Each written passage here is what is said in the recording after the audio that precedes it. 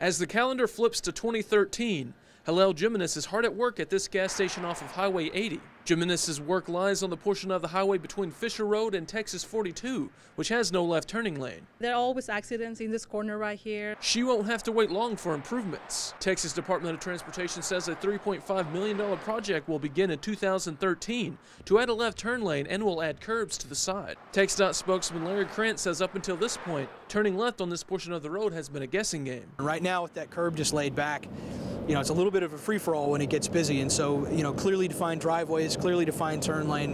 I think these are things that will make it safer and more efficient to use the corridor. Not only are there plans to improve U.S. Highway 80, Krantz says there will also be another project in the works that will give drivers another option while going east and west, something Longview doesn't have much of. Going from west to east or east to west, for whatever reason, just that wasn't the way these towns were laid out. To ease that problem, the county will build onto George Ritchie Road, extending from McCann to Highway 259, easing congestion in other east to west lying roads. The $14 million project will be made possible by voter-approved bond money. For workers like Hillel, she just hopes they do it soon. Really bad. Like, they had to do something really quick before I get hurt.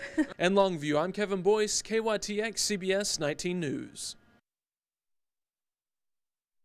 When Jerry Patterson moved to Fritz Swanson Road in North Kilgore 5 months ago, he noticed something was missing. I haven't found a speed limit sign, and I thought, being new to the area, I want to find out what the speed limits are in my neighborhood. We drove down Fritz Swanson Road from its southernmost point near downtown Kilgore north to FM 1252. We found only one speed sign, and it was not in the Kilgore city limits. All the way from Goforth all the way into town, there's not a speed limit, and I know that it's got to change somewhere between here and there. Ginger Straub has lived along the road for 6 years. She says drivers speed through her neighborhood all the time, and it's not safe for her 3 children or her pets. They're not paying attention. They're just in a big hurry and stuff, and they don't care.